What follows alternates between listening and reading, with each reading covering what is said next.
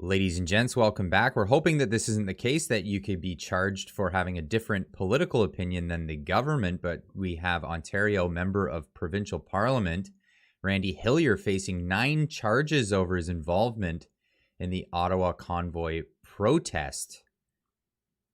Ottawa Randy Hillier, an independent member of Ontario's legislature, has been released with several conditions after he surrendered to Ottawa police today. We have here some clip of that. The actions taken, whether they're the mask mandates, the social distancing, the closures of businesses, those were always just determined by the public health official. So there he is, voicing his opinion against public health measures, not law, in fact. He faces 9 charges and related to his involvement in the protest that seized the core of the national capital last month.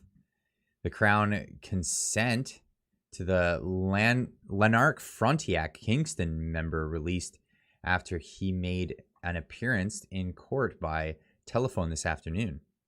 The Lanark Frontenac Kingston member arrived at police headquarters early in the morning and told reporters he had been advised by police on Sunday that charges had been laid, and he understood that they were related to the occupation of downtown Ottawa. Deferring and dissenting views are now apparently criminal, so that is a disturbing trend, he says. A statement from Ontario Provincial Police said 9 charges had been laid against the 64-year-old. They include 2 counts of obstructing and resisting public officer, 1 count of assaulting a peace or public officer, and 3 counts of counseling an uncommitted indictable offense. I think that's a typo. 2 of which are considered mischief. The police statement said an investigation had began in February after multiple complaints were received about an individual's social media posts and their activities. Hillier said he had thousands of interactions with people and had no idea what led to the charge of assaulting a peace or public officer. I only ever greeted people with love and affection and embrace a handshake. So unless a handshake and warm embraces are now considered assault, I have no idea, he said. We have here for immediate release from the CBC. This was posted. Multiple charges laid against area MPP. The charges here: mischief, obstruct property exceeding $5,000, counsel an uncommitted indictable offense, mischief, obstruct property exceeding $5,000, obstruct, resist persons aiding public officer, obstruct, resist a public officer, assault or public officer, assault, peace or public officer, counsel an uncommitted indictable. Interesting take. David Amber took to Twitter to give a little news on the case. Apparently, he's representing the member of provincial parliament. Randy Hillier has been released after a day of negotiations between Crown and I. The narrow disagreement over whether or not Randy should be allowed to post on social media support organizations against vaccine mask mandates.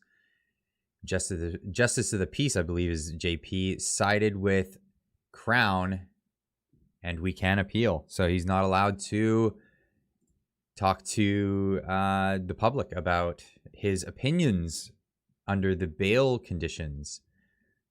Silencing. That's interesting. During the pandemic, Hillier frequently posted COVID-19 misinformation and conspiracy theories. Now, this is an interesting statement here because misinformation and COVID-19 conspiracy theories, they keep changing.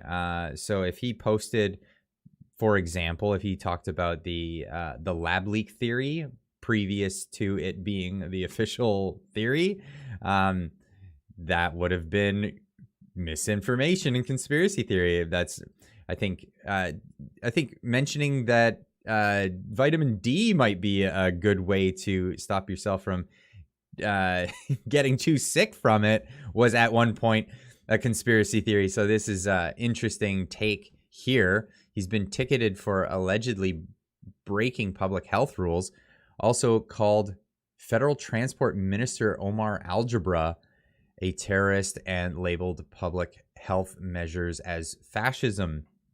I think those are hyperbolic things that happen on Twitter all the time that people don't get arrested for in Canada.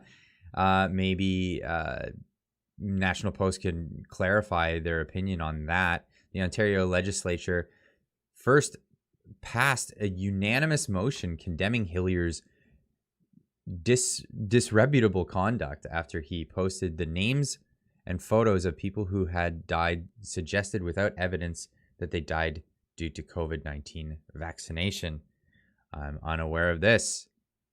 Yes, so this is the case that Hillier has been arrested on a bunch of charges. He's out on bail now, and he has conditions where he's not allowed to talk to the media, or he's not allowed to talk on social media. But that may be, again, under further negotiations in an appeal. Interesting just to look back at the situations, because, you know, when the law is applied, it should be applied equally across the board. We look back to June of 2020, when Canadians held protests and visuals for Black Lives Lost at the hands of police in another country, not actually Canadian incidences. Arrests were made as Toronto statues were defaced during BLM protests.